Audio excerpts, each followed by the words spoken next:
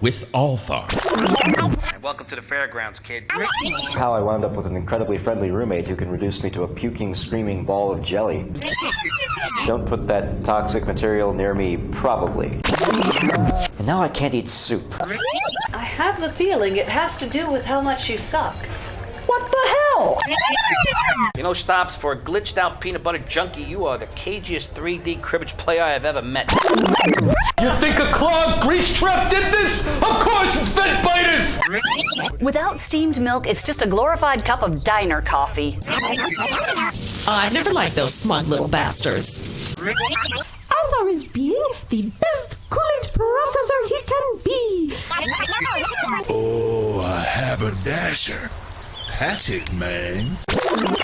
Eggnog definitely helps. And now, the thrilling season finale.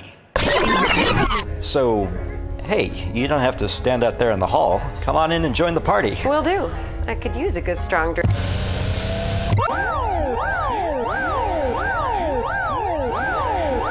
Hello to all sentients aboard the Human Exchange Concourse. This is a pre-recorded announcement courtesy of the HEC Crisis Response Alert Processing System. You've probably never heard me before, as I will only be activated in the case of imminent, unavoidable disaster of a kind that will utterly destroy the entire station and, of course, everyone on it.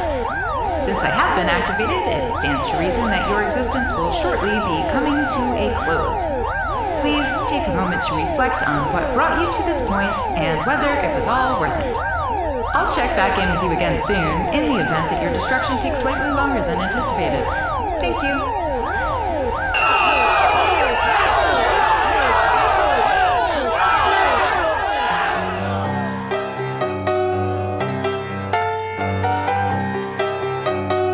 Gemini Collision Works presents Life with Althaar.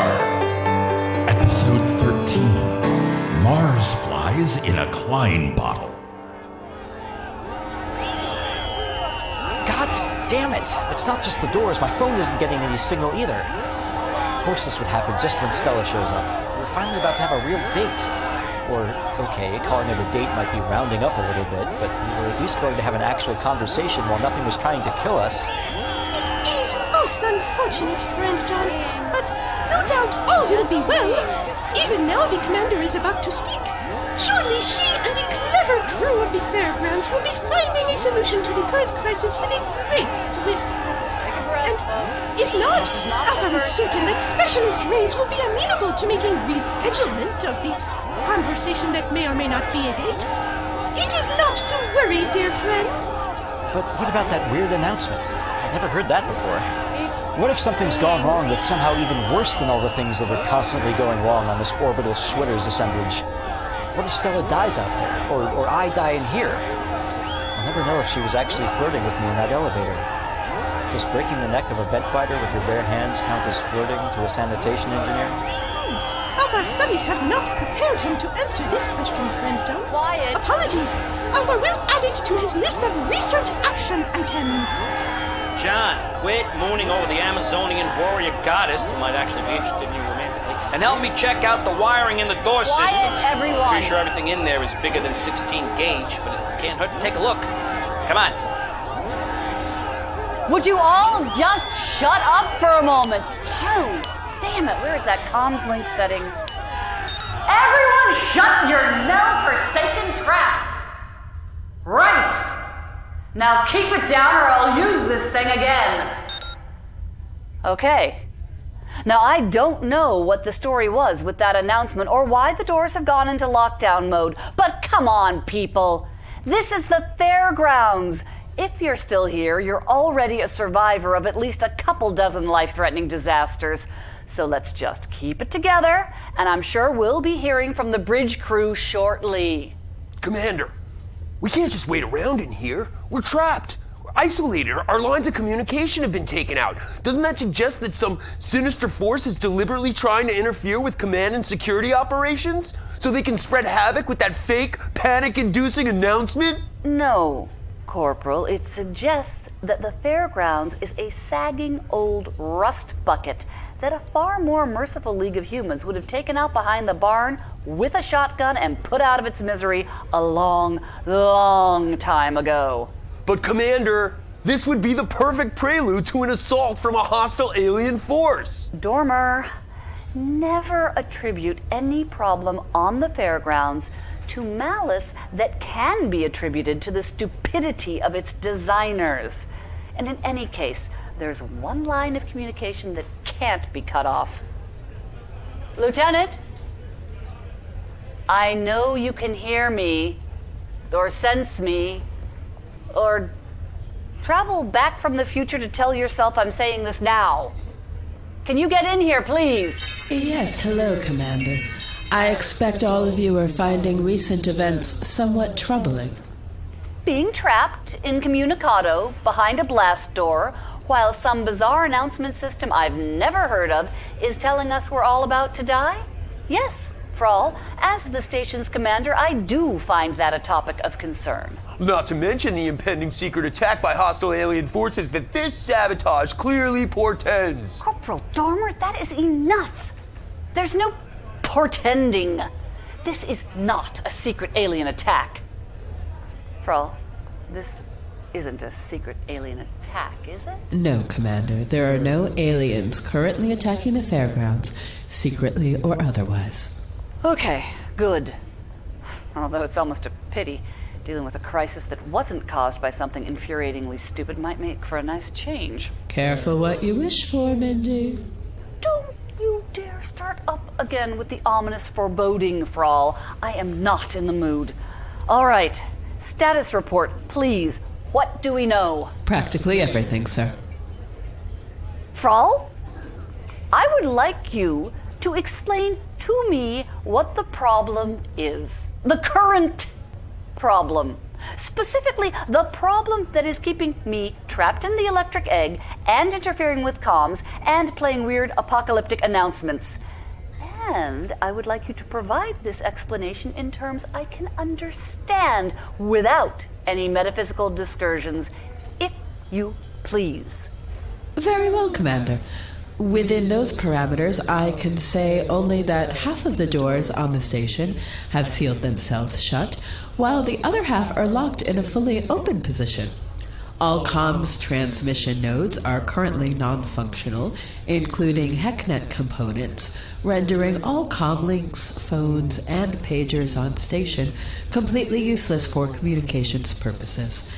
And a significant portion of the fairgrounds inhabitants are currently freaking out, although the majority of long-term residents appear to consider the situation business as usual. Okay, so we won't be able to make any calls until comms are fixed. What about the vid screen displays? Could we at least broadcast an announcement to calm people down a bit? The vid screen systems are malfunctioning as well, Commander. Although there is one exception in the travel hub. Well, that's something. Unfortunately, for as yet undetermined reasons, that screen is currently stuck running the 1963 Earth feature film, Papa's Delicate Condition. This fun-filled romp from Paramount Pictures, an adaptation of Corey Griffith's memoir of the same title, stars Jackie Gleason and Glynis Johns, is sturdily helmed by studio stalwart George Marshall, and features award-winning songs by the legendary team of Jimmy Van Heusen and Sammy Kahn. It's quite a pip. I'm sure it is, Lieutenant, but that's not much help right now, is it? Can you get me more information? A nigh infinite amount, sir. Frall? Apologies, Commander. I should indeed be able to gather more data that complies with your previously stated criteria. I'll be back to check in shortly, after what will seem to you a reasonable amount of time to do so. Oh, before I go, I should probably mention that many of the station's residents are beginning to notice increasingly loud tapping sounds coming from the walls around them. Ta-ta! They would say that. Commander, permission to search the civilians for secret sabotage devices. Secret? Dormer, what is wrong with you? Less than 5 minutes ago, this was a Christmas party. We were all insipidly singing about foliage. Now you're hunting saboteurs? Things change, Commander. Power balances shift. They knew Ness wouldn't be in here with me. That's the only way they'd have the audacity to pull something like this. Think about it, sir. Do you realize how desperately outnumbered we are by the civilians in this room? Corporal, take a good look at who exactly is outnumbering us. The owner of this jumped-up ecumenical honky-tonk and 4 of his dissolute employees, 2 hapless maintenance subcontractors from that company whose name we won't be mentioning, a Fugalnari retiree who's never had a thought she didn't say out loud, an anti-papist robot, a freaking Elatorian, don't actually take a good look at him, obviously, and to top it all off, a ragged handful of ethanol addicts who might as well register their favorite bar stools as their permanent address, since I have never at any point in my tenure on the fairgrounds seen any of them leave. This is perhaps the least menacing rabble I've ever beheld. You tell him, sister. But they could strike at any... They? Who in Simone's name is this they you keep mentioning? Name 3. All right then. If you can come up with a solution to any problems that actually exist outside your fervid imagination, I'd be happy to hear it. Until then, you can go sit in the corner. There's no corners in here, sir. The decor's all swoopy. For Momo's sake, why am I surrounded by literalists? Is it something in the water? Just pick up section of arc and sit in it. Chip? Yo! I'm getting worried about morale. We've only been stuck in here a few minutes and people are already starting to get squirrely. I think a free round of drinks would be helpful in keeping the edge off until we get this problem solved. How about it? Yeah, Commander. I mean, sure. Morale's important and all, but, well, officially Althaar's still renting the place out for the next couple hours. I'm pretty sure there's a regulation against giving out intoxicants free of charge during a private event. What? No, there isn't. Yeah, okay, maybe not. But don't you think it would be a really good idea if there was? Chip? Plus, don't forget you're on Zibidon territory. Technically, those drinks are served at the dispensation of the Baronet of Kendifa'a. So... It's Dougal root with me, Chor. Serve 'em up. Ugh. Music! How about music? That's better for panic than free booze, don't you think? Soothes the savage thingy, yeah? Come on, Xtopps, D, you must have a chill-out set list. Let's hear it! Fred, nah, man. I was booked for a party. Funeral music is not my haver, no way, no plow. Anyone needs me, I'll be over in that arc segment relaxing on my scene beans. Save me some curves, Xtopps. I'm joining you on the last train to Glitchville. The home of Happy Feet. What the hell, D? I thought you were a professional. Chip, look around you. The mood in here has gone more sour than a Delurian rhubarb pastille. There's no bringing this party back. Sure, technically I'm still punched in, but we all may be punching out tonight, and I'm not facing that sober. Hey, Bubbles! Make mine a medicine mind bender. You sure about that, hon? That's basically enacting a scorched earth policy on your frontal lobe. Let's hope I'm still around to regret it tomorrow. Hit me. Sure thing, Dolly. Slit scan the solarized. Scanned and multiplaned. Wow, you're not kidding around. All right, just sign this waiver for me and I'll get right on it. Hey, Mindy, just so you know, I had a quick look at the doors to see if there's anything the kid and I could do to get us out, and it's no good. They're shut tighter than the cloaca of a Bostonian parch legs. Was that smart? I mean, I know that announcement said we were about to die, but I'm assuming it's as ineptly programmed as anything else here. If we do survive, you'll have to answer to the robot union for interfering with the door mechanisms. It's probably not worth the risk. Don't worry about it. Martin LutherBot's the only one in here who could squeal on us, and I had the kid distract him by professing a fondness for Archbishop Albrecht von Brandenburg. Not that that got us anywhere. Long story short, the doors ain't moving. I think John's lost any belief in sacerdotalism he may have ever had. Maybe there's a panel in one of these walls we could bust open. Mindy, Hardyfox. I'm still in my data gathering phase, but I wanted to pop back in for a moment to suggest that you avoid taking any immediate actions to leave the egg as vehemently as possible. Seriously, stay put. Wait, Frall, can you at least tell me what the hell was up with that crisis alert voice? I've never heard that before, and it's not like we don't have incidents here that could kill all of us on a regular basis. I'd wager about once every 2 weeks on average. Maybe 3 weeks. The correct answer is that all your lives are, on average, nearly curtailed every 421 hours by a bizarre and highly farcical disaster. By the ancient sacred rules, as she was closest without going over, Commander Torianna has won. Congratulations. So what makes this disaster different from all other disasters? Oh, if only the architects of this station had considered the advisability of accommodating revisions to their handiwork once it was tested against the infinite vagaries of happenstance. If only the engineers of this station had managed to predict all the multifarious ways in which their slipshod design could reach a point of catastrophic failure. If only the technicians of this station had not programmed their one emergency recording to be triggered only in the event of the laughably few terminal situations their feeble brains could foresee as within the realm of possibility. Daenu. Wait, are you saying... Yes. For the very first time in the Fairgrounds history, and after 645 separate and distinct incidents that could have caused the death of all sapients on board, one has finally occurred that the engineers who built the whole farblunged pile of barely functional dreck actually predicted as a possible contingency. One single loose wire that has caused cascading failures throughout the station's entire electrical system. While the original fault is quite minor, the domino effect, if left unchecked, will eventually result in the implosion of the station's power core. So they predicted a fault in this wire could kill us all, but did they bother to build in a failsafe? Of course not! Could they have gotten a more incompetent bunch of nulls to design this place? Be fair, Mindy. They were doing their best with what they had. And Earth Central kept moving up the construction deadlines on them. Besides, it's not like some weird schness isn't constantly going down here.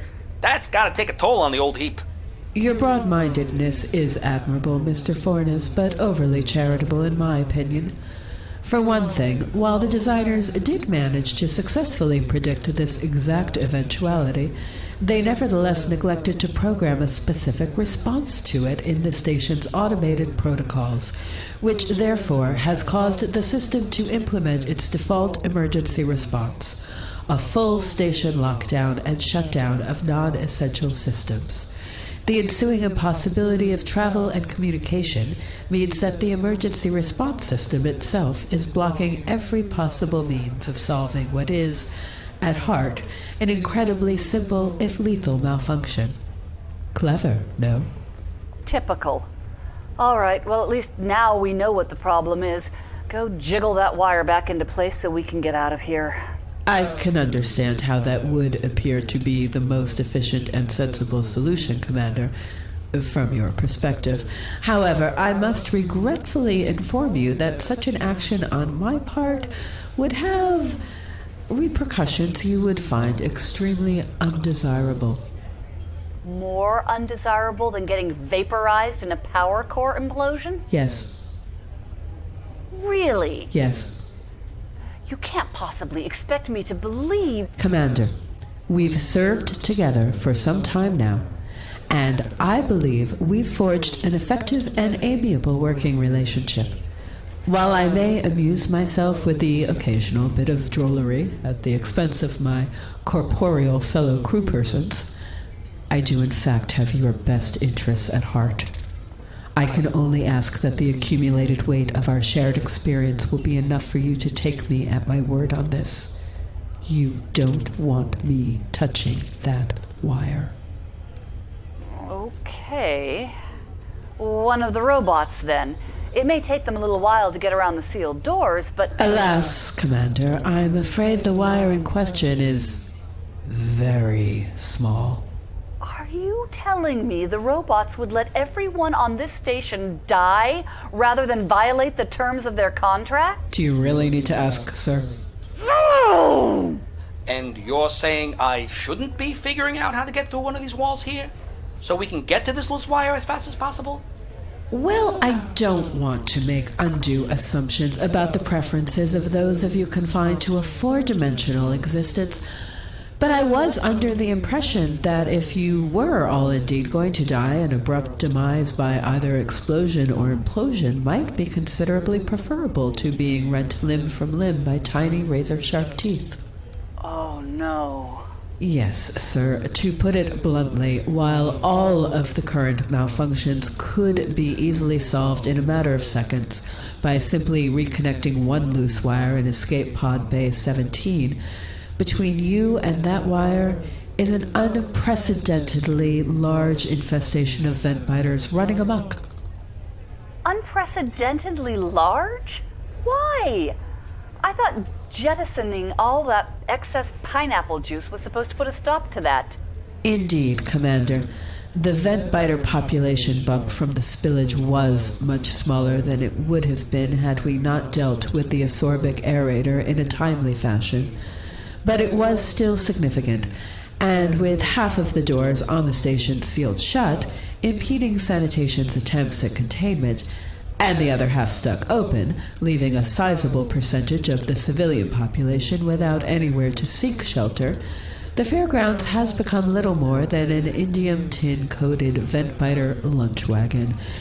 If you were to venture out of the egg now, you would accomplish very little beyond providing the vent-biters with after-dinner mints, as it were. On the other hand, if you can manage to figure out a way to fix that wire in EPB 17 without leaving the electric egg, you should be fine. And if not? You will be extremely unfine. Alrighty then. Mindy, I'm going to take another little stroll around the room, check out all the dark, corner-like sections of Ark. I'm about 80% sure we can't get out, but right now I'd rather be 100% sure that nothing else can get in. Thank you. Okay, everyone. I've just received an update on the situation, and I'm afraid we've got a problem out there that makes being trapped in here the far better option at the moment. I refuse to accept that. Vent biters? I refuse to go out there. Exactly. No! No! It's all a lie! It's all a dirty, stinking alien trick! Ness would know. They've got her, haven't they? My partner. I bet she's been on to them from the start. What will they do to her? They Daughter, enough! They. Either name 3 or sit down. Now, Lieutenant Frall and our gallant defenders in sanitation will be handling that aspect of our predicament, but we also have a very big problem involving a very small wire. Which means at some point we'll need one of you WSS technicians to fix it. So HF, John B, be ready to go if we can get a line open. Ready when you are, Mindy. Whatever. Commander, is there anything the rest of us can help with? If you have any use for a Fugunari retiree whose hearing is actually remarkably good. Oh, well, we're kind of in a holding pattern until we get the comms issue sorted out, Mrs. F. Although I suppose I could still use some help with keeping morale up. Ah, you see Corporal Dormer over there? The security officer sulking in that corner-ish area? He's starting to get delusional, ranting about alien spies, and that's the last thing we need right now. Do you think you could distract him for a while? Oh, how delightful! I certainly can do that. Why don't I let him pretend he's interrogating me? I could use practice. Perfect. Thank you. Okay, time to get in character. Okay, now Xtopps D, I know you're civilians. You don't work for me, and we're technically in the Baronetcy of Candifa'a right now. I can't order you to do anything as commander of the station. I can only ask you for a favor. But as the commander of this station, I can use every regulation at my disposal to make the rest of your lives here an endless gauntlet of petty annoyances if you don't do me this favor. Okay? So I would really like some nice, calming music to keep everyone on an even keel while we're stuck here, if you wouldn't mind. Yeah. I suppose. Sure, right, Patrick. We just need a little time for putting together a set list. Right.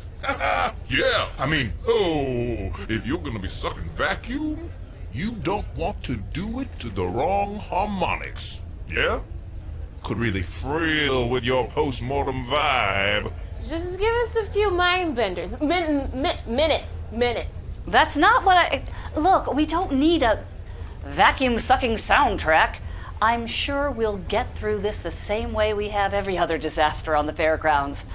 By the seat of our pants. Just some relaxing music, please. Thank you. Everyone else just... I guess implement whatever safety procedures you can manage to remember. Can't hurt. Commander, I am programmed with the most basic and essential survival protocols and would be most pleased to re-educate my fellows with a restatement of the most important rules. Oh, thank you, Martin LutherBot. I'm sure most of us could use a refresher. Go ahead. Now, the most important thing in survival is justification. What? If you are justified, you are saved. You will survive eternally. Hey, no problem then. I can justify anything. I don't think that's what he means. Perhaps the LutherBot is having very strong opinions about typography. No! Although that does remind me, I need to have another chat with LutherBot about his font selection. No! I am talking about achieving a state of grace. Bang! I'm already there! Hallelujah! Heed my words, idolatrous reprobates, or suffer eternal destruction! Well, that went spectacularly awry, even faster than usual. LutherBot, this isn't the kind of survival advice I had in mind. Can you... I will not be silenced by the profane agents of a corrupt dominion! Oh, for... Commander. Just a second, Frall. LutherBot, see those aliens over in that corner? The ones slumped over the table? I see no corner, Commander, only a smoothly curving segment of... Whatever you want to call it. Okay. Them, those poor, lost souls. They could use your personal ministrations. None of them speak any human languages, and they're clearly in desperate need of a Bible translated into their vernacular. Go to it, please. Jawohl. I don't believe those aliens are in a state to understand a single word of any language right now, sir. Their blood alcohol content is at levels that would kill most species outright. Perfect. That should keep the old hypnotist out of everyone's hair for a while. Now, what's up? A slight update. The vent biters continue to wreak murder and mayhem in both the upper and lower concourses, with sectors none through Sada being the hardest hit. Luckily, a bold crew of sanitation engineers has been able to unite and access one of their smaller weapons caches, and are, as we speak, driving the creatures back into the vents and keeping them away from those exposed and still left alive. Those peerless paladins of pestilence prevention. So Sarge has managed to organize a response. Unfortunately, sir, Sergeant Garrett perished almost immediately after the initial swarming. The engineers are now operating under the command of Acting Sergeant Stella Reyes, who I would say is adapting quite well to the rigors of her new position. Nonetheless, the efforts of she and her cohort will not be sufficient to clear a path between you and that silly little wire in Escape Pod Bay 17. Wait, what? Did you say Stella? Specialist Reyes is indeed leading the charge against the xenomorphs, John B., and dispatching them with her usual aplomb. Yeah, I mean, I've seen her in action. She's amazing. But where is she? What is she doing? Is she okay? John B., this isn't the time. Specialist Reyes has her job, which is exterminating predators, and you have yours, which is splicing very small wires.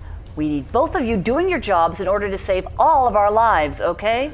And my job is to make sure that happens. So what you need to do right now is stop interrupting, sit down, and wait. And when we need you to do something else, believe me, you'll hear about it. Capiche? So, wait.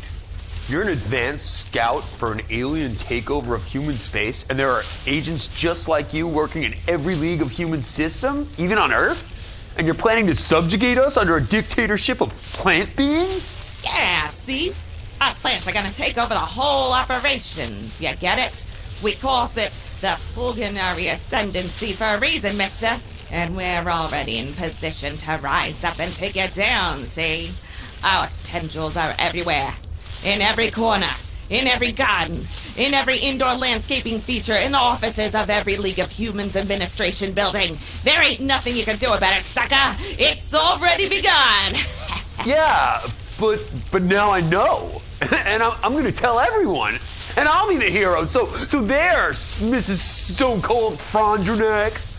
Oh, that was fun. Now let's switch. I'll be the alien interrogator, and you'll be the captured human soldier. Wait, what? Oh, I love play acting. So there's no Fulgenary ascending? None of that was true? Well, acting is a kind of truth, isn't it, sweetie? I thought it'd be helpful to give you some first-hand experience in dealing with hostile aliens and see how you do. And it was interesting, wasn't it? Now, let's see how you stand up under interrogation. Tell me what I want to know, mammalian scum. I'm so confused. I wish Ness was here. She always knows what to do. Quiet, meatbag. We have your precious partner, and she's already given you up. Ness wouldn't do that. She's smart. She's brave. She always knows what to do. Brave? Ha! She cracked like Antonian wafer back when I had her in the box. Gave us everything. Smart? She just dumb enough to think she's smart. You've got twice her brain, sonny. But you weak-willed, spineless, feeble. No, it's not true. I gotta get out of here. I have to warn everyone. Who's everyone? Name 3. And who'd believe you anyway? You've got nowhere to turn. Look around you. You think these fools will believe you? They did not before. Or maybe they're not fools, huh? Maybe some of them are double agents? Maybe all of them are double agents. And what do you think they do if they find out you've run to them? It's not as though you could defend yourself now, is it? Oh, my gun. My neurodampers. I'm off duty. I didn't bring anything. I didn't think I'd need anything at a Christmas party. Oh, I know. We knew. They all knew. Everyone here. They knew you'd be utterly defenseless. It's all part of plan. No! I mean, if by some chance I were to eventually turn my back, I suppose you could get into the kitchen from here. And of course, there are plenty of very sharp things in there you could use as weapon. But then, who would you use them on? You'd have to decide who you think is alien spy and who is not. And what if you are wrong? You'd have to kill, well, everyone in this room if you were going to be safe. It's a good thing you do not have to make that kind of terrible decision, eh? Because I'm certainly not going to feel secure and overconfident enough to turn my back on you. Anyway, as I was saying, Ness has already cracked like seed pod. She's given us all the security override codes for the fairgrounds. So I suppose I don't really need you to talk. Of course, Ness could have been lying. If you gave me same codes, then I could be sure she was telling truth. I'd certainly be feeling much more confident if that happened. Goodness, yes. Maybe overconfident even. Oh, yeah. So, hey, listen.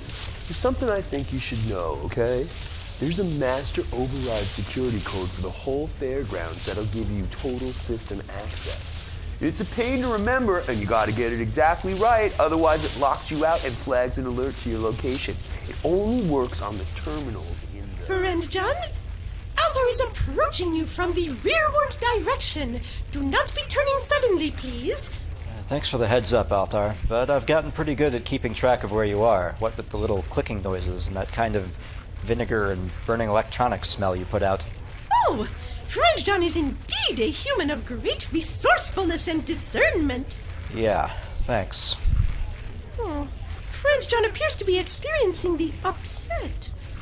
Has Althaar committed an error? Was the party of Christmas inadequate in assuaging the blue feelings? Althaar apologizes again for the misunderstanding about what is an appropriate material for gift encasement. Oh, no, Althaar, the party was amazing. You're a really great friend, the best friend I've ever had. No, it's just that, you know, Stella's out there, fighting for her life and all of ours, and I'm stuck in here, and I can't do anything to help. And, well, honestly, even if I wasn't stuck in here, I'm still pretty useless. Althaar must disagree, Friend John. The friendship and advice of Friend John is of great use to Althaar, and Friend John has told Althaar that seeing Stella raise is an ass-kicking, vermin-slaughtering sanitation machine. It is certain that she is making great success in the contention against the bentbiters. But for how long, Althaar? She's good. She might be the best, but they're all good, every damn one of them, and they still die no matter how good they were. Sooner or later, there's going to be a ventbiter mandible with her name on it. How long has she got? Althaar does not know, Friend John. But Althaar believes it is best not to be dwelling on the misfortunes that have yet to happen, or those that cannot be remedied. Yeah, that's very logical, Althaar, but it's just not that easy for me. I wish there was something I could do to help her instead of just sitting around in here. But Friend John will be helping soon, with the repair of the very small wire. The work duties of Friend John are perhaps not so glamorous as those of the warriors of sanitation, but Friend John has saved the fairgrounds from great disaster on 5 or 6 distinct occasions, according to Althaar's counting. And Althaar is not including in this number the frequent repairs of the unaccountably treacherous seltzer machine here at the Electric Egg. Althaar believes that the fairgrounds has become a place of much greater safety and happiness for all, thanks to the efforts of Friend John. Althaar could indeed share many gripping anecdotes of misfortune from his time here before the arrival of Friend John, but now is perhaps not the time for the scary stories. Attention! This is once again a pre-recorded announcement courtesy of the HEC Crisis Response Alert Processing System. Whatever crisis triggered me has apparently not yet destroyed the Human Exchange Concourse. What a surprise! If there's anyone left within the sound of my voice, my programmers would sure appreciate it if you got a message off the station before you perish. There's quite a few bets riding on the question of whether anyone could last this long. Anyway, I've been reactivated because the total destruction of the HEC is still imminent and still unavoidable. So, if you haven't taken advantage of one of our comfortable and convenient HEC escape pods, it might be best at this time to make peace with your deities, or lack thereof, and accept the upcoming cessation of your existence. Thank you. Well, that settles it. We're doing my number. What could be more appropriate? No way. Waiting for the end of the world? It's too on the nasal ridge. We might as well go whole fork hog and pull out the REM. Bletch. Well, what else you want to do for a we're all gonna die set? Wooden ships? And it's been a while since I got to do any Elvis. This isn't the time for subtlety, Zood. Man, if only I had some horns, I could kill on Party at Ground Zero. Maybe Armageddon time. Or 5 years? Sness, I don't think we've got another 5 flying minutes. Oh, I know. Don't fear the Reaper. No. The final countdown.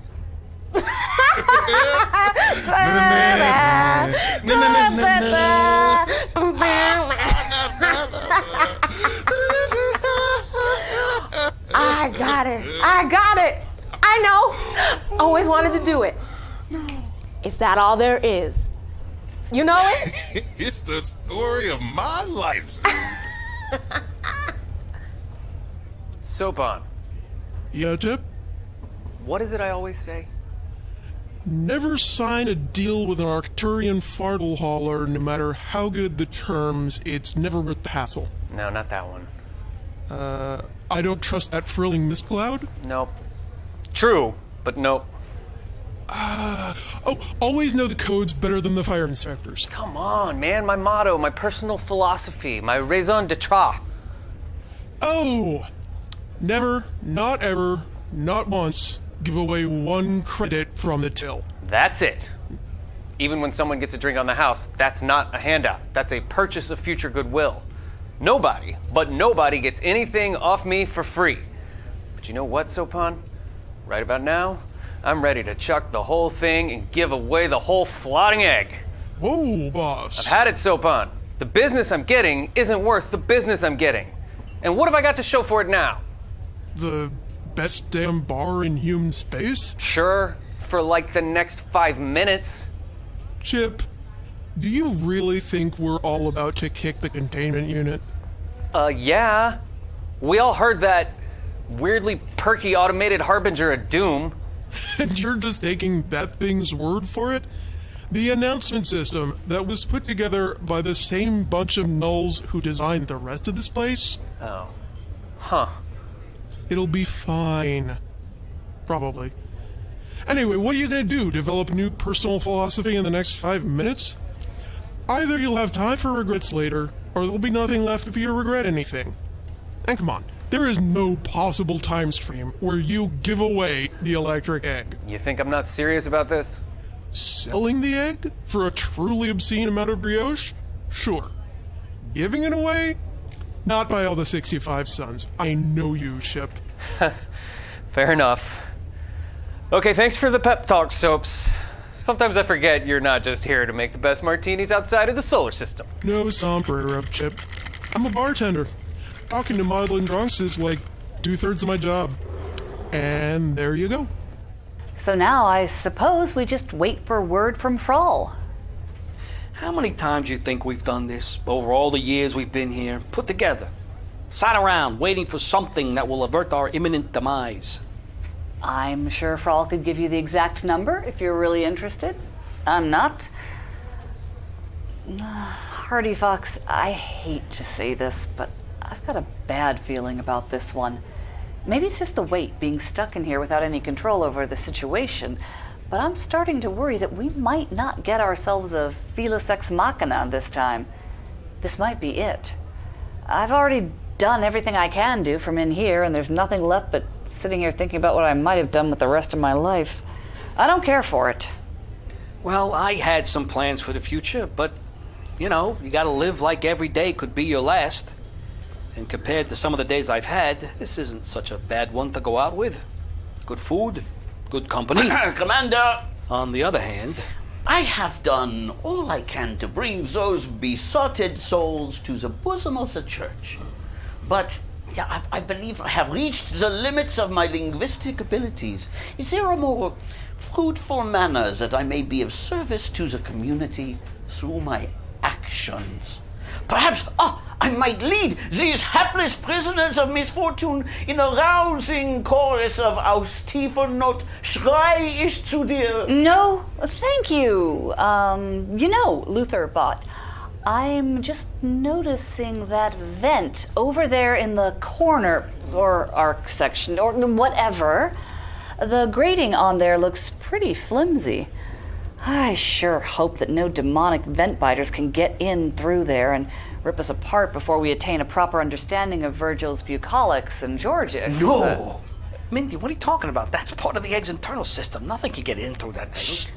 Oh yes, if we only had someone talented at nailing things to other things. Someone to hammer a protective covering over that vent. Even paper would do. Many, many layers of protective covering. Oh, finally! A chance to act with righteousness and skill. There has been so very little for me to accomplish in the fairgrounds carpentry and fine cabinet-making department. Commander, leave this to me. I have what is needed. Bless you, Martin LutherBot. Pretty slick, Mindy. You know, you're probably humanity's greatest expert on robot psychology by this point. You should write a book or something.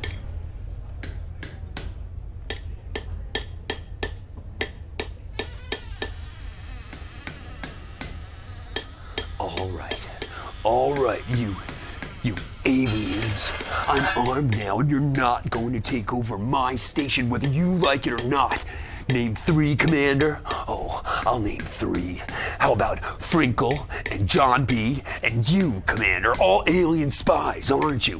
Or maybe D and HF and you again, Commander. Yeah, that's it.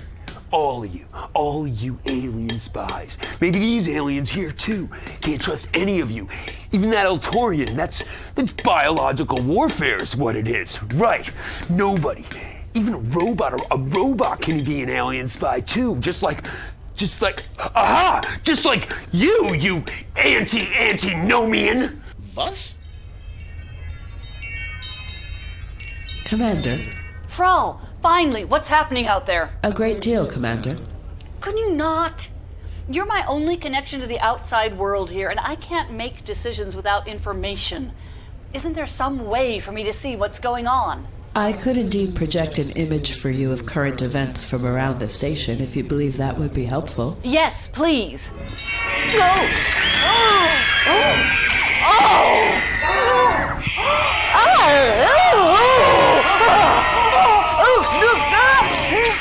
Okay. Point taken. A verbal report then, please, Lieutenant? It is not going well, Commander. The remaining members of sanitation are doing all they can, but they can't be everywhere at once, whereas the vent biters easily could. Is everyone getting slaughtered? Not at all, sir. A good many people are still trapped in areas to which the vent biters lack access, and there are some vulnerable areas that the vermin have as yet failed to notice. They aren't particularly intelligent, after all, just exceptionally single-minded.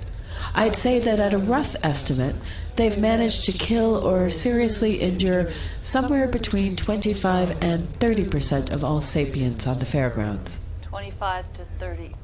That's horrible, but it really could be so much worse. Indeed, that percentage will increase precipitously with the implosion of the power core. Right. So what can we... Frall, can you get in touch with Stella at all? John, we don't have time for your... whatever it is. We need to focus on the big picture here. No, just listen. What I was thinking was we should try to get Stella to that wire in EPB-17. I mean, if sanitation isn't going to be able to clear us a path there... They aren't. Then we'll have to tell someone else how to fix it. So if Frall has a way for us to talk to her... I see. Good thinking, B. Frall, can you do that? I could, Commander. However, given that Specialist Reyes is currently engaged in a heated battle against overwhelming odds, even a moment's distraction brought on by verbal contact could bring about the end of her life in a most brutal and vent-bitery fashion. Crap. Never mind then. Sorry for the interruption. However, I could subtly insert the information into her cerebral cortex while her attention is occupied elsewhere. This should allow her to remember the knowledge without having learned it in the first place, strictly speaking. Man, I wish I'd known you back in school. I really could have used you during finals week. And that won't get her killed, or maimed, or... It will not. Then please, Frall, do that. Base 17, the wire, where to make the splice. Done. Specialist Reyes is now apprised of the potential solution. Great. There is an additional difficulty, however. Oh, what now? Specialist Reyes believes that EPB-17 has become the central hub of the current infestation. Apparently, many residents made a futile attempt to access those escape pods when the disaster began, luring the vent biters with a steady supply of food. And, as the bay itself makes an ideal nesting site, there is little incentive for the swarm to leave. It is highly unlikely that anyone could survive an attempt to pass through Escape Pod Bay 17 to effect the needed repairs. Oh, crap. We'll have to find another way then. Frall, tell her to go for it. What? No! It might be our only chance, kid.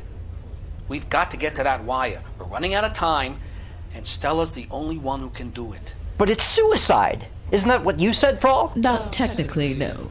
Beyond that, deponent saith not. Yeah, I know. If anyone can do it, she can. I have conveyed the message. She is already on her way to EPB-17 with her remaining crew. Tell her good luck, and I'm thinking of her. And so is Althaar, although he has yet to make her acquaintance. John, can I have a word, please? Over there in the corner-like area. Let's go. Hey, Frall, have you got a minute? I mean, I know you're busy and all, but... My ability to multitask is functionally infinite, Mr. Fornes. What did you need? It's just, I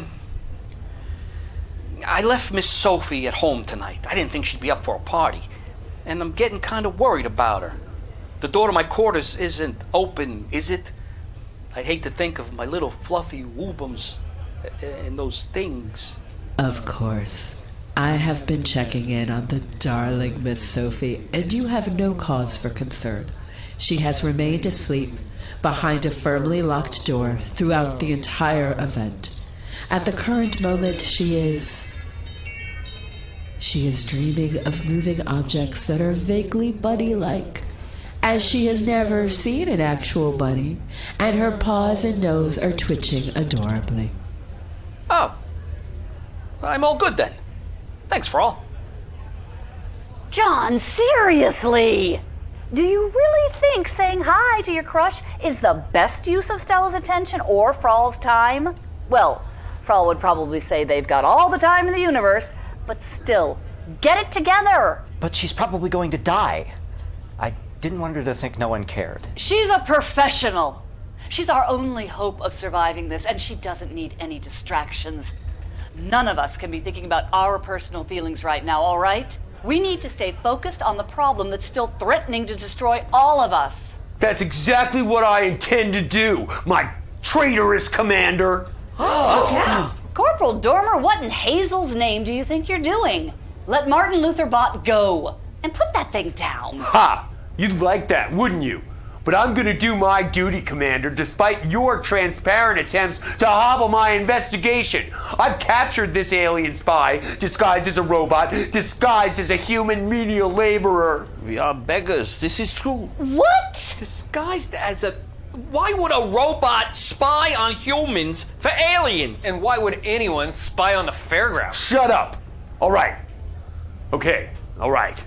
I know some of you humans are alien spies, but if it was all of you, you'd have ganged up on me by now. So, humans, check each other for clever masks. Go on, pull. Go for the eyes. Oh, why would an alien spy disguise themselves as a human? What the hell? There are dozens of aliens walking around here all the time, and no one questions them at all. No, well, that's not... Ow! Freeze, D! You may have a point there. Yeah. Any one of you could be an alien spy disguised as yourselves. Oh, well, actually, dearie, I'm sure you had it right the first time. Yes, a spy needs to blend in, don't they? An alien that was really involved in a massive takeover of the entire League of Humans would certainly pick a human disguise. Stands to reason. All right. All of you aliens, take your disguises off right now, or this bot gets it in the neck! Dormer, you don't want to do this. It's stupid. Free will isn't stupid. I can choose to do whatever I want. Ach, Pelagian heretic! And I choose to defend the fairgrounds against the alien menace, even if I have to kill you all. There is nothing stupid about that. Dormer, I have been commander of the fairgrounds for 7 years, 10 months, and 14 days. And in that time, I have seen a depressingly large number of stupid things. But very few things as stupid as a man trying to threaten an entire room full of people with a non-stick spatula. Now, there's absolutely no way you're going to hurt anyone with that thing, so please, just put it down.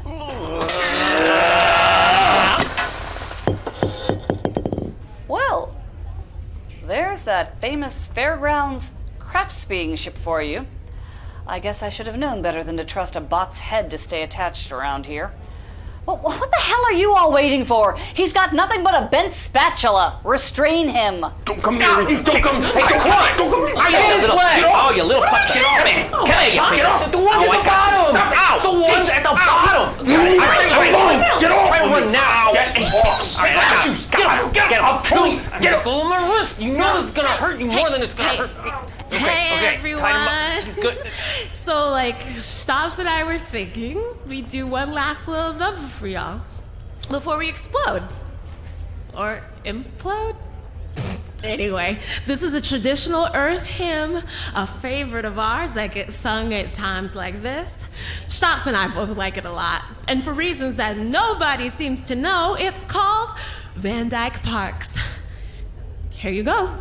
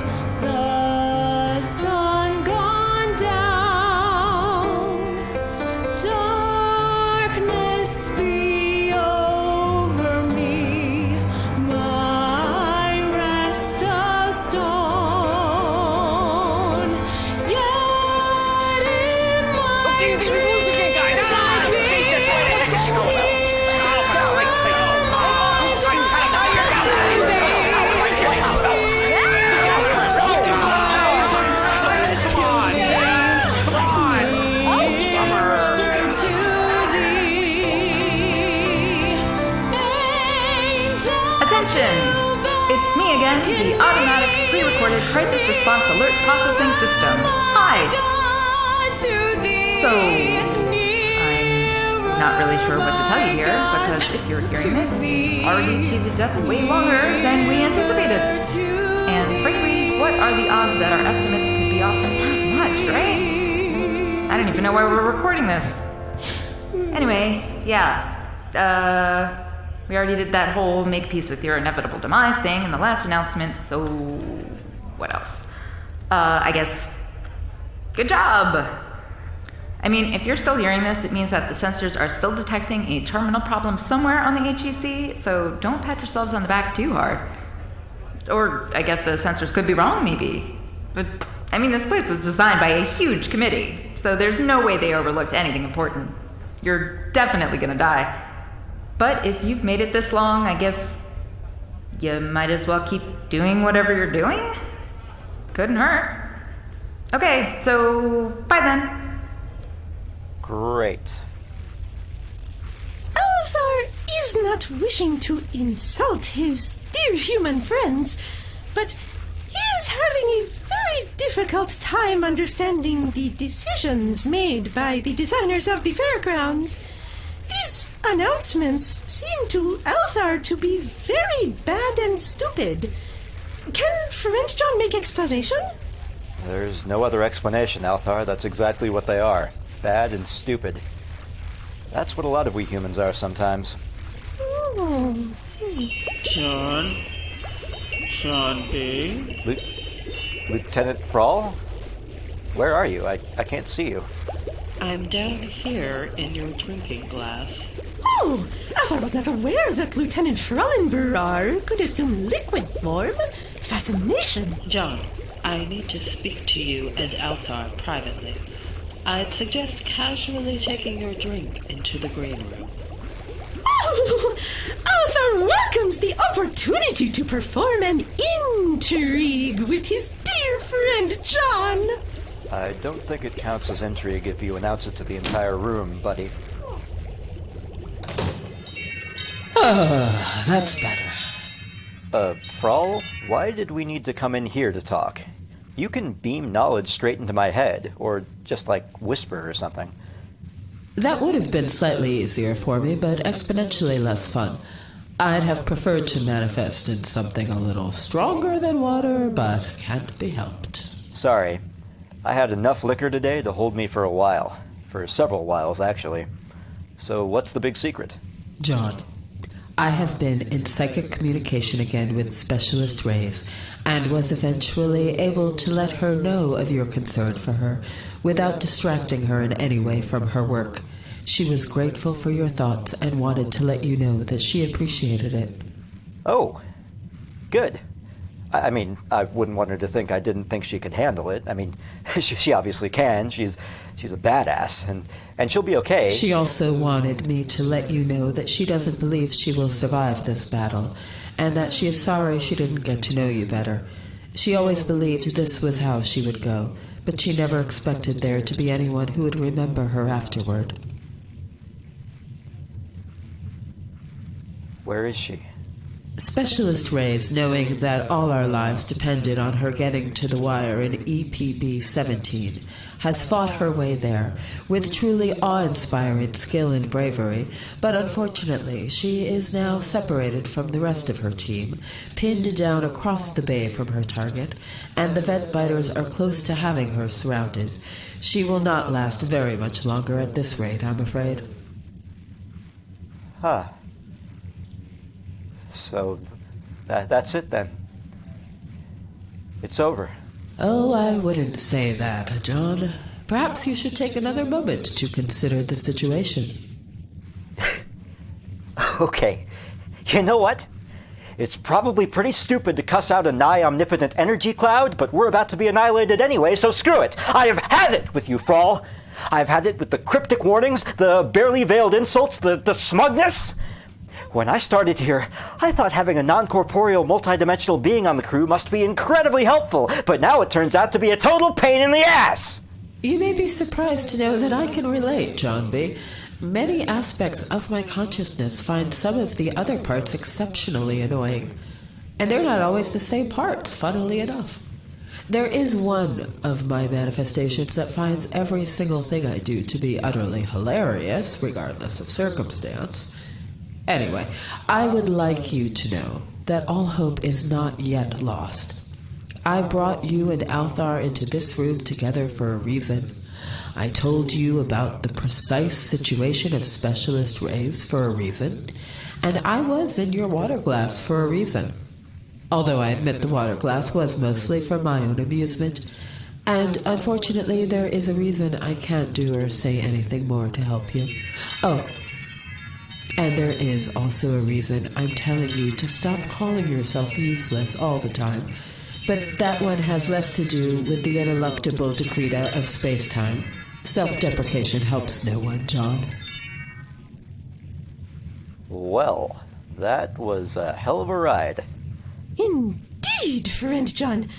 Althaar is very interested to learn how his dear friend will be saving the day. Yeah, me too.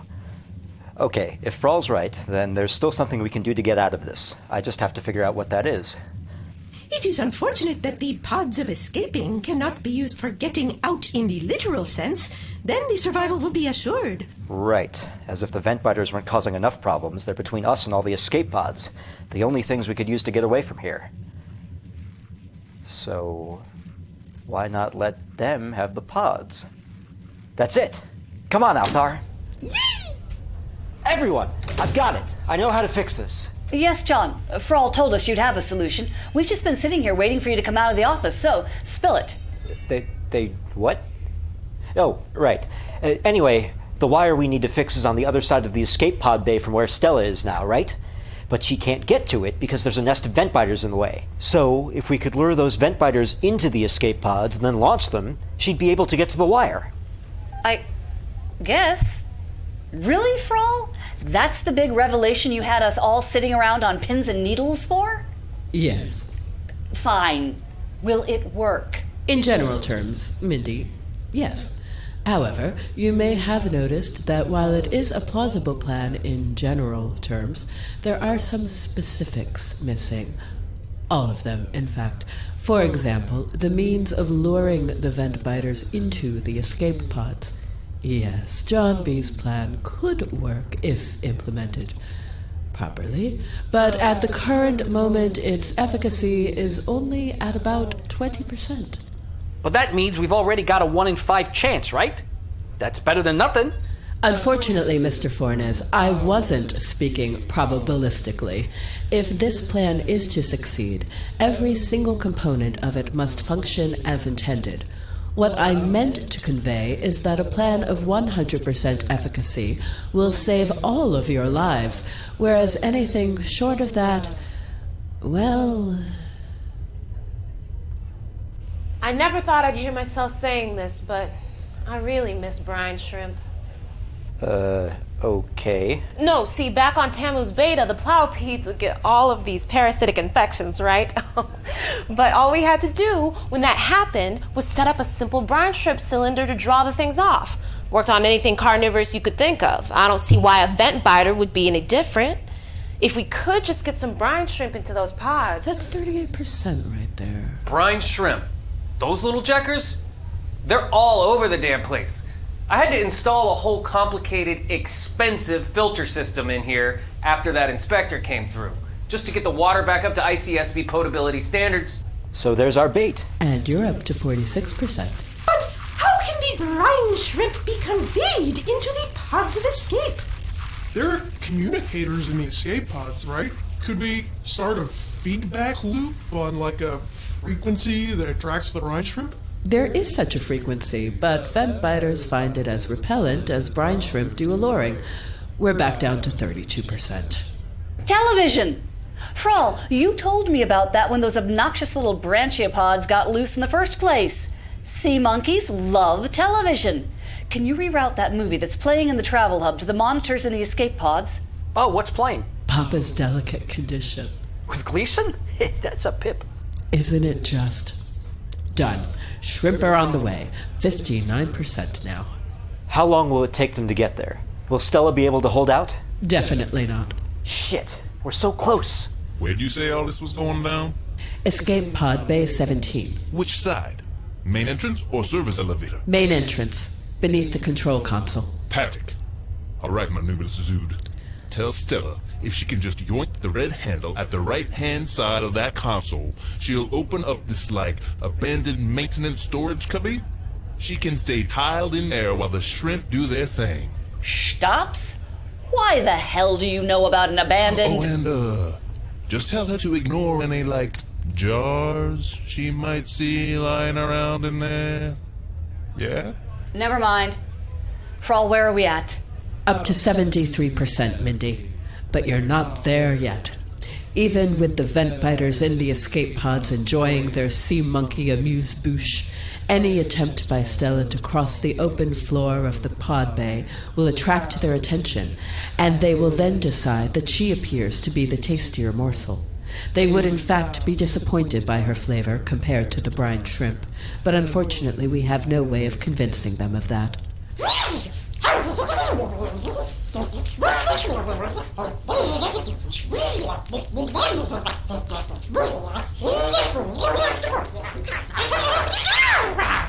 A truly interesting, if unconventional, idea, seen Kwontz, but the gasworks are shut down and damsons are no longer in season. That would take you down to 37%. Well, does she have to make it all the way across the pod bay? She has to fix the wire. That's the whole point. But aren't there automated systems that can do that?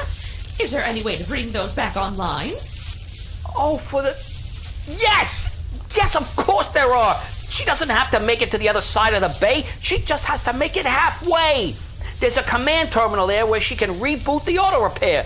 Plus, once she's signed in, she can hit the master control to seal the escape pod doors and trap the vent biters in there. Very good. Very, very good. That would bring you up to 88%, if only... If only what? If only the terminal could be operated by anyone other than an authorized maintenance worker with the appropriate access codes. HF, you've got the codes to that terminal, right? There must be some tiny wires in there. Tell me you have the codes. There are, Mindy, and I do, but it's not just the codes. I'd need to scan I need to scan a valid maintenance ID. And any failed access attempt will send that thing into anti-tampering lockdown. The codes won't do her any good without an ID. That is correct. If I may, perhaps we should consider throwing ourselves on God's grace. Be quiet, Stop! If anyone's interested, resorting to prayer would take you back down to 3%. Frall, does that terminal, besides maintenance accounts, does it by any chance have guest account access? Indeed, it does, John B. Can Stella log in as a guest? Indeed she can. However, this will still require a password. And I must reiterate that any irregularity in the login process, such as an incorrectly entered password, will shut the entire terminal down until such time as access can be restored by a maintenance supervisor, which time will, of course, be never, as they will all shortly be either devoured or vaporized if this situation is not resolved. Tell her to try 1, 2, 3, 4, 5. Oh, dear Jones. Frall? Is that it? Is that 100%? Will it work? It's hard to say, Commander. Loath as I am to interfere with the time stream by providing foreknowledge of events that would appear to your scheme of perception as yet to occur, and of course the mathematics involved are well beyond anything yet contrived by... You know damn well that there is only so much omnipotent superiority we simple, benighted, four-dimensional types can handle. Please, save it for another time when my life isn't hanging by a thread, okay? Just tell me, your friend, will it work? You tell him, sister. Oh, of course it will work. Then, will you do it? I'm not some Star Trek oil and water Christmas light effect, Commander. I did it 35 minutes ago. The crisis is over. Yeah! Wait, what? How long? What do you mean 35 minutes ago? What kind of sick game were you playing with us if the problem was fixed already? It was no game, Mr. Frinkel. I absolutely couldn't have done it then if you hadn't solved the problem now. Of course, from my point of view, now and then are almost completely meaningless, so... Chip, let it go. We did our part. Frall did their part. And it's over. Right, Frall? More or less, Mindy. Specialist Reyes has successfully activated the terminal and implemented the auto repair on the damaged wiring. The escape pods have been jettisoned, and on top of that, all of the escape pods have exploded, destroying the considerable fraction of the ventbiter population that was trapped therein. Exploded? Did you do that, Frall? Oh, yeah. Of course the blinky cloud monster can destroy an entire escape pod with their mind! That's not terrifying at all! Sorry to disappoint you, Mr. Frinkel. Not to say I couldn't have accomplished such an effect, but the escape pods exploded all on their own once they left the gravitational field of the HEC. I've been saying those things were a bunch of death traps. Indeed, Mr. Fornes. Death trap is something of an understatement. You could even consider today's cavalcade of disasters to be oddly fortunate, as sooner or later the escape pods would have simply imploded in situ, very likely destroying the fairgrounds and everyone on it with absolutely no warning at all. Man, those engineers really were a bunch of freaking nulls. Yes, they were. In light of which, it should not surprise you to learn that despite the crisis having been resolved, the doors and comlinks have not yet been restored to full functionality. I'm afraid you'll remain trapped here for a short time. Oh, How long is a short time here, Frall? Oh, very short, even by your standards. Just long enough, I'd say, for everyone to have one drink on the house while Dee and Xtopps play their last song of the evening. Hey, Misto, that's my house you're robbing there. This is a business, you know. Oh, amazing. Even staring certain doom right in the face doesn't make a dent. Jacob Marley would have a hell of a time with you, Frinkel. How about this? I'll buy everyone around out of the Recreation and Morale Discretionary Fund. We'll just get the next miniature golf champion a nice plaque or a pair of socks or something. All right? And make mine a double. Please relax and enjoy, everyone. Those doors should unseal themselves and allow you to depart as soon as Dee and Xtopps have finished their last song, whatever that might possibly be. Toodles. Okay, come on. All right, now let's hear something good.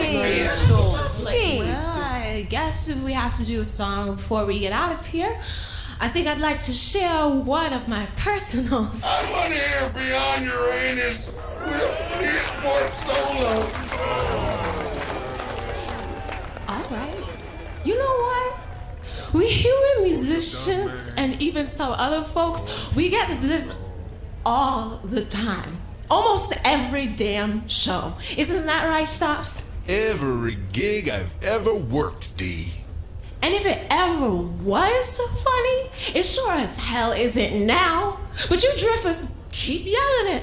Every time, Beyond Uranus, Beyond Uranus, Beyond Uranus with a Flea's Burp solo. Every damn show. And half you jokers yelling don't even have anuses. You don't even know why it's supposed to be funny. You just know it pisses off human musicians. It pisses off all musicians. You heard him. Thing is, who really wants to hear Beyond Uranus? All of it.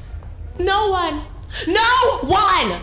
You never stop yelling it, but you don't actually want to hear us play it. But you know what? Tonight you're finally gonna get what you've been asking for. I didn't mean it! Too late, friend. Too late. You're getting it. All of it. Right now. And if Frall's right, and we know Frall's right, those doors are staying closed until we're done. So, I'm not trapped in here with you. You're trapped in here with me. Hey, Xtopps! You know Beyond Uranus? Ooh, you know I do. You got your fleas board ready? Always. Then hit it!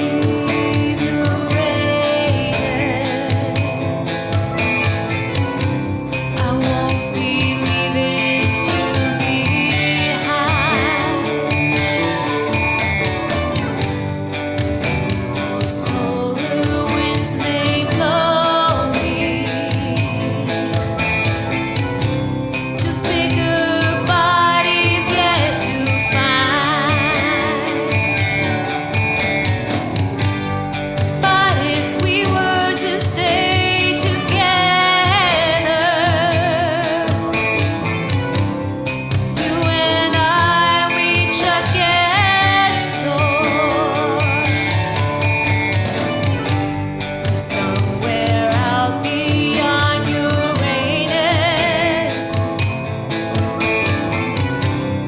are more black holes to explore.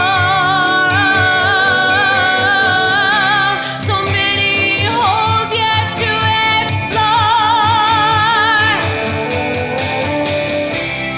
All these holes, but I want more. You know I must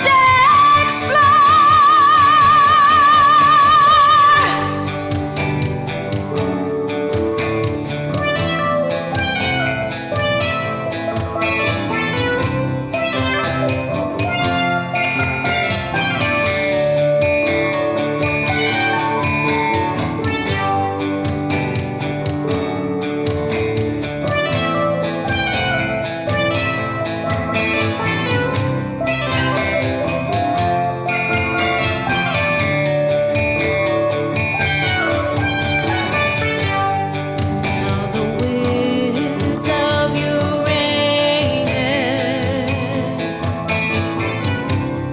Well, you know they blow real sweet. And though the white dwarfs they may tempt me,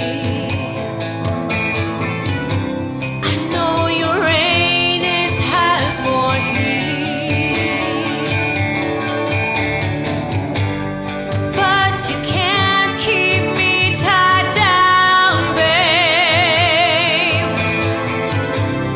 No, you know I've gotta fly.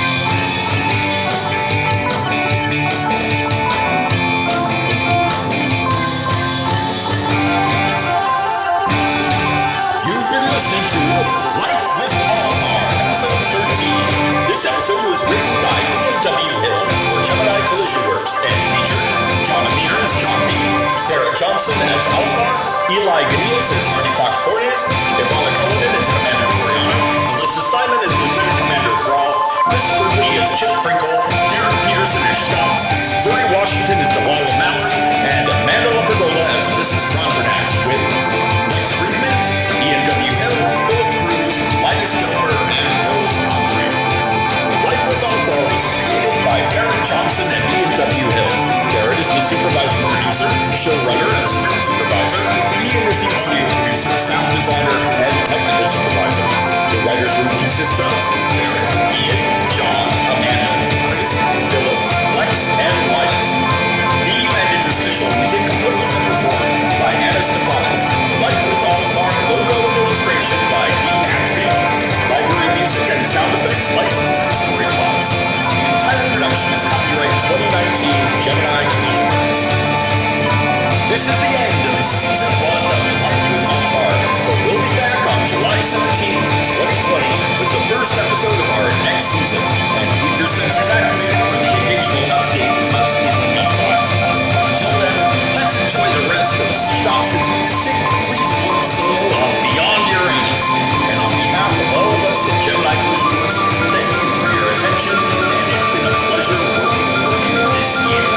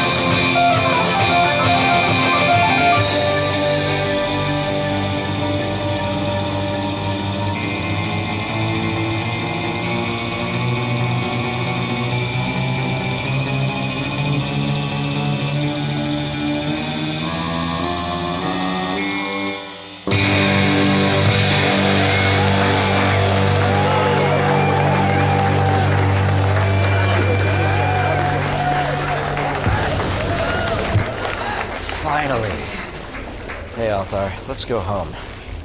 Althaar will indeed be returning home at this time, friend John, but Althaar believes that you are having business here that is unfinished. Ha, right. Like I'm gonna go back to work now? Oh no, friend John, Althaar does not speak of the work duties. Now, whatever. This has probably been the worst day I've had since coming to the fairgrounds, which is a category with some pretty stiff competition, believe you me. And now I am going home, and I'm going to pass out for at least 14 hours. And anyone who wants me to do anything else today can take a running jump up a vent biter's butt. Hi, John. Oh. Hey, Stella. Wow. The unavoidable destruction of the human exchange concourse, which we recorded this to warn you about, has apparently been avoided. Good for you. Well, these recordings were only supposed to play in the event of an unavoidable station-destroying event, so I'm guessing the files won't have an auto-drive clearing subroutine exemption. Which means you'll never be hearing me again, no matter how dire the circumstances. So, from all of us on the HEC Design Committee, congratulations and good luck.